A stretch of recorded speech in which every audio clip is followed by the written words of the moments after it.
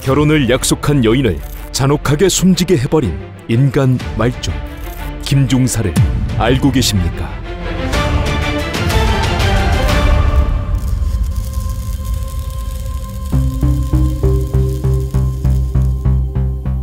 (2004년 11월) 일산에 거주하며 경기도 육군사단에 근무하는 30살의 김중사는 동료인 여군 하사관의 소개로 대구에서 거주하는 20대 여성 유씨를 만나게 된다.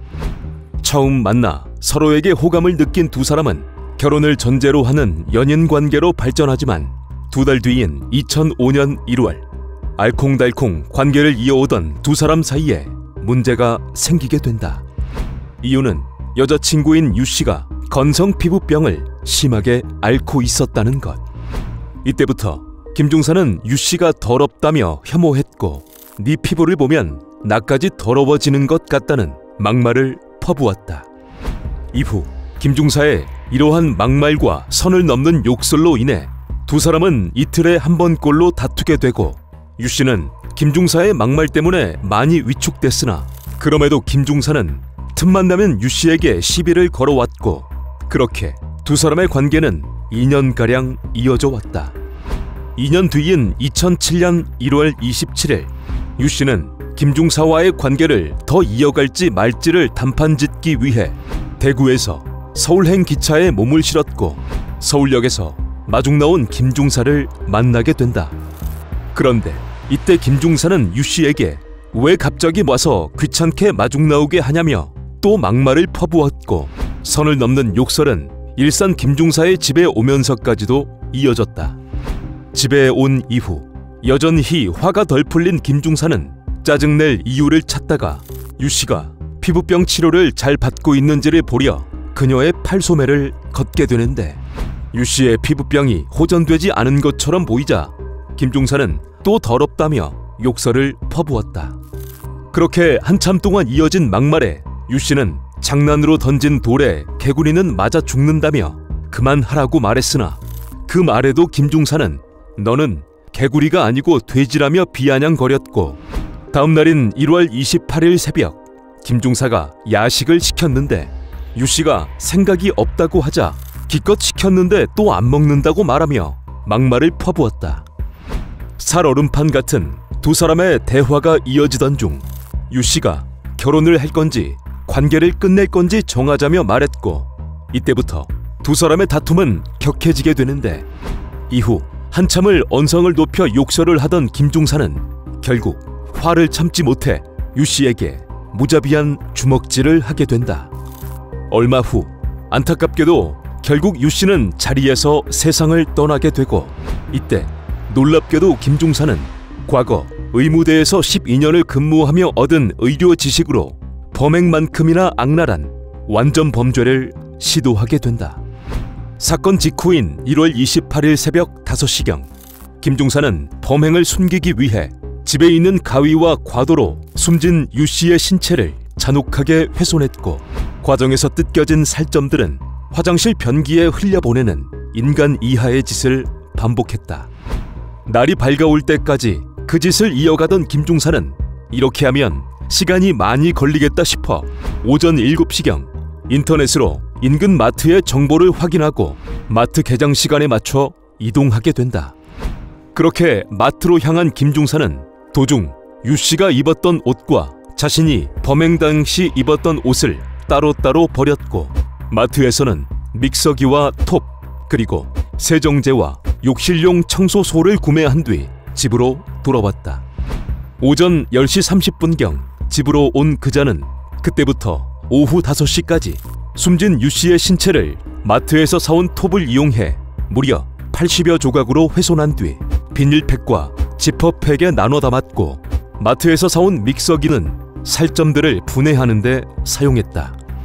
그리고 유씨의 머리카락마저 가위로 잘라 모두 태워버린 김중사는 욕실을 청소한 뒤 오후 6시경 비닐팩과 지퍼백을 유기하기 위해 밖으로 나갔고 서울역 1층의 남자 화장실 대변기와 근처의 찜질방 화장실 대변기에 내용물을 내려보내는 식으로 다음 날인 새벽 1시까지 비닐팩과 지퍼팩을 유기했다. 집에 돌아와서는 남은 몸통 부분을 봉지에 따로 담은 뒤 자신이 근무하는 부대 근처로 이동, 저수지와 야산, 쓰레기 분리수거장 등에 마저 유기하며 완전 범죄를 꿈꾸게 된다. 한편 사건 발생 이틀 뒤인 2007년 1월 30일 유 씨의 가족은 남자친구를 만나러 간 뒤 유 씨와 연락이 되질 않자 경찰에 실종 신고를 하게 되고, 이에 경찰은 전담팀을 구성, 유 씨의 신용카드 사용 내역 등을 확인하며 수사를 이어가게 된다.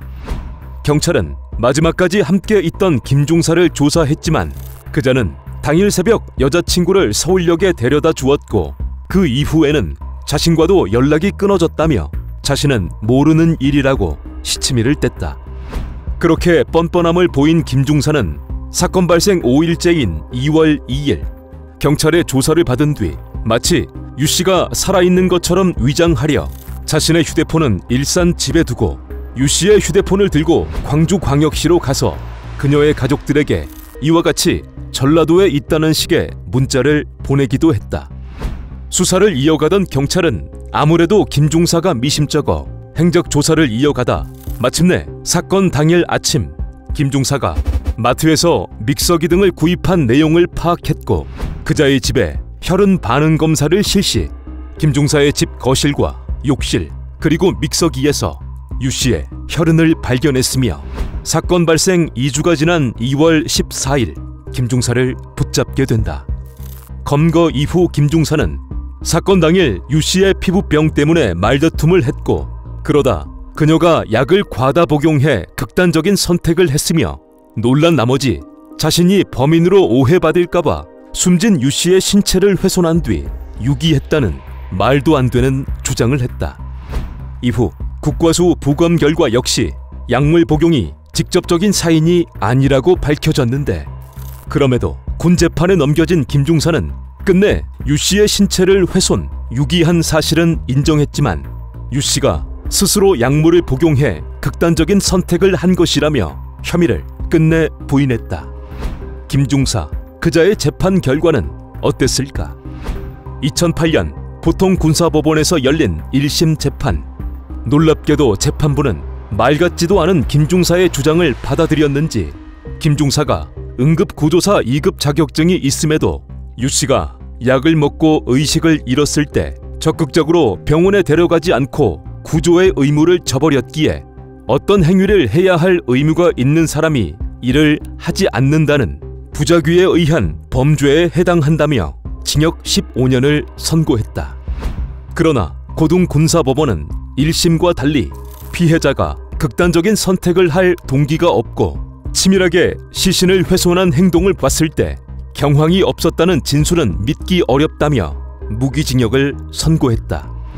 이후 이를 받아들이지 못한 김중사가 상고했으나 대법원 역시 간접 증거가 개별적으로는 완전한 증명력을 갖지 못하더라도 종합적으로 봤을 때 증명력이 있다면 범죄 사실을 인정할 수 있고, 피해자와 다투는 과정에서 범행을 저지를 충분한 동기가 있는 점 등을 고려해 원심의 정당함을 인정했다. 그렇게 김중사는 2008년 무기징역을 선고받았으니 가석방되었다면 어디선가 우리와 함께 살아가고 있거나 그렇지 않다면 옥살이 중에 있을 것이다.